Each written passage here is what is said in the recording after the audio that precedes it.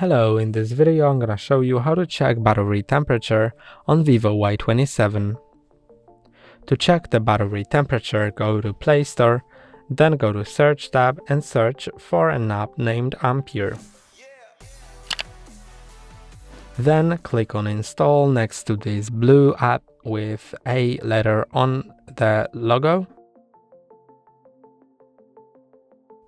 And then after a short while you can open it.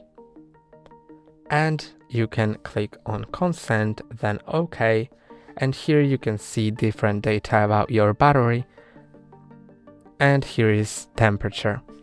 So that's how you check it. You can also change the unit of the temperature by going to settings in top right corner, then basic settings, then click on this option once and go back twice, and now you can see that the temperature unit has been changed. That's all for today. Don't forget to like and subscribe. See you next time.